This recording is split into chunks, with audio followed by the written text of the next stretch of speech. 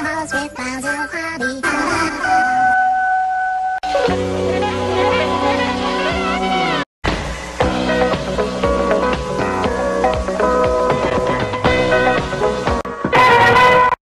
Welcome back to Pat and Ken at the Holidays, our 2022 edition. This is our final segment. It's every year we try to do an old TV Christmas special, and this year, well, we'll talk about it. I'm Pat McDonald, the Uber critic. And this is Ken. I'm still tripping on tryptophan, Candela. And I'm also the movie wag. Nice segue. Yes, and you are doing the voice of? Well, Bob Hope, of course. All right, ho, ho, hope. Texaco presents Bob Hope's All-Star Christmas Comedy Special, starring Olivia Newton-John, Heisman Trophy winner Earl Campbell and the AP All-America football team, special guest star Mark Hamill, Bob's special friend Perry Como, with a special appearance by Jim Henson's Muppets, and Les Brown and his band of renown. There he is. This is from 1977. Yes, the Bob like I Hope said, Christmas special. Bob did these every year, probably starting in the 50s and ending in the 80s. Yes. This is 77. Yeah, So amazing. Bob comes out and starts his monologue. Here's the star of our show, Bob Hope.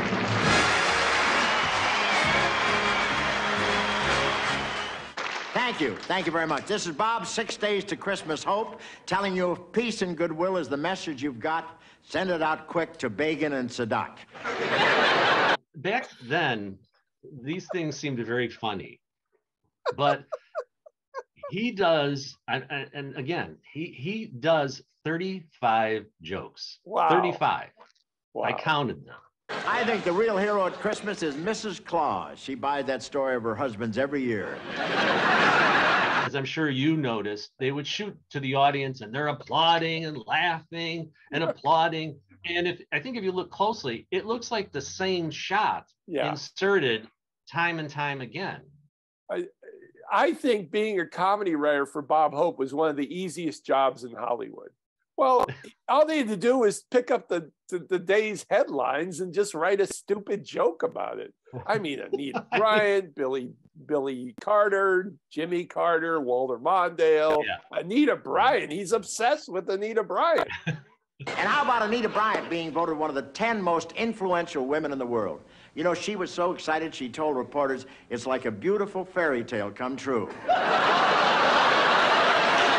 I mean, I know she was in the news back then, but I think he loved it because he could make fun of gays. And his type of comedy, at least that type of comedy, does not really hold up well in 2020. No, it doesn't. It's gone with the wind, man. And then, as he always did in his monologues, all of a sudden he just stops, and it's thank you. Thank you very much. Thank you very much. And he backs up, and but that's it. It's just boom. He moves to the Muppets. Now, I think Jim Henson had a lot in writing this bit with Bob because it was actually quite good. Thank you, Mr. Hope. Hey, now, wait a minute. Cut out that Mr. Hope stuff.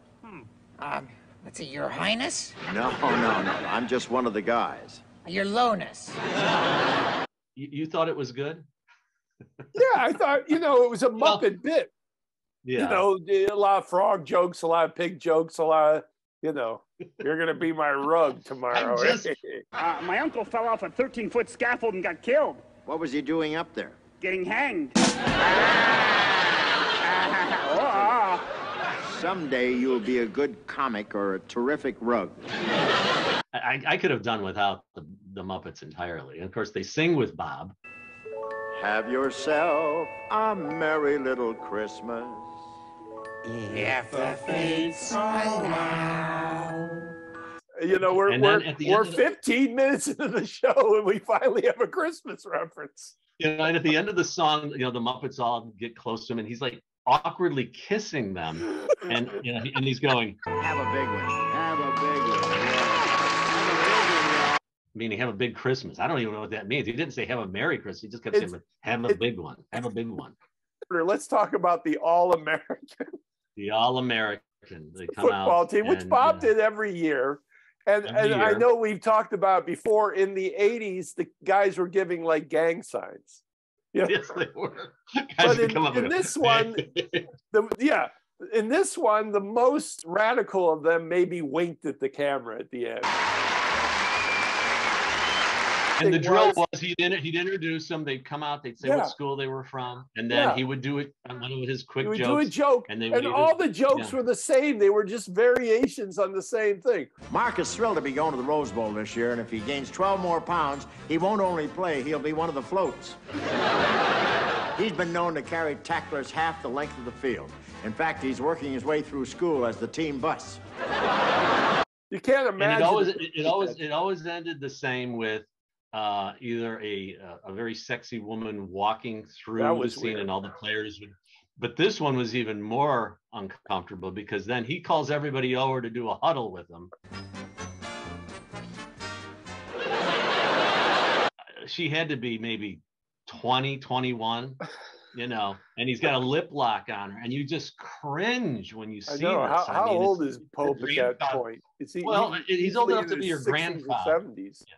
When you really know that this movie is dated is he comes out and he says, hey, there's this great new movie that's playing around the country right now. It's called Star Wars. And boy, is it drawing crowds. And I went, wow. Then he introduces Mark Hamill. Welcome.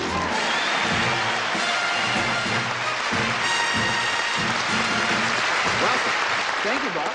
Welcome to Earth. Thank you. And what I found ironic about it is that here he is doing this thing on the Hope Show in '77. A year later, he's doing the Star Wars Holiday Special again that we did in 2009. So there you go, Ken. It all comes back. Really, George Lucas had not really locked down the licensing. No, he did not. And then they had that sketch where they play little boys locked in a toy store. It was it's a horrible sketch. He makes reference to Anita Bryant again. Hey, look, here's another one. An Anita Bryant doll. What does it do? You wind it up and it spits out the pits.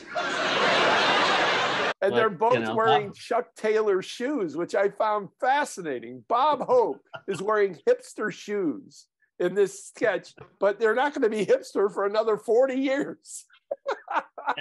The sketch was horrible. Again, I mean, it was so bad. And then, of course, then they do the Star Wars sketch. Star Wars sketch. They do that. Once upon a time in the 27th century, Santa Claus was making his Christmas Eve rounds throughout the solar system, when suddenly...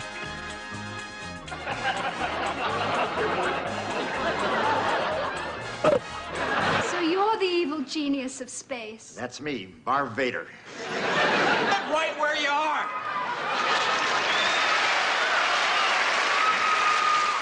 It's Luke Skywalker. Did you bring the Force? You better believe it. The Los Angeles Police Force. Well, I think they'll realize how. John could barely get through it. She was laughing so much. Probably of the absurdity. And then at the end, you know, exactly. And then let's not forget they always do the Silver Bell segment with where Bob pulls up on a sleigh with Olivia Newton-John, and again, this poor girl sitting with her grandfather, and he's got his arms around her, and you know, having to sing with them. Silver Bell, Silver Bell, it's Christmas time in the city. It was surreally bad, as I often say. I mean, again, really so what are you going to give this, Pat? 3 out of 4 bells for Bob Hope. And I'm going to give it. I'll give it 2.5 bells. I'll give it 2.5 bells. All right, there you go. Yeah, that's I like I said, especially I like just the reference of Star Wars being a new movie out. Yeah, I think it's pretty really cool. I think it's really going to take off. You know, this George Lucas really kid, he's got something. I'll tell you. So there it is, the Bob Hope Christmas special from 1977. Well, Ken, we've come to the end of another Pat and Ken at the Holidays 2022 edition. And as Bob Hope would say, thanks for the memories. The joy of holidays makes us blessed in many ways. As we're Zooming with each other it's a perfect time to say we thank you so much. Merry Christmas, Ken. And a Happy New Year, Pat. And everybody, thanks for watching. And We wish you a Merry Christmas. We wish you a Merry Christmas. We wish you a Merry Christmas and a Happy New Year.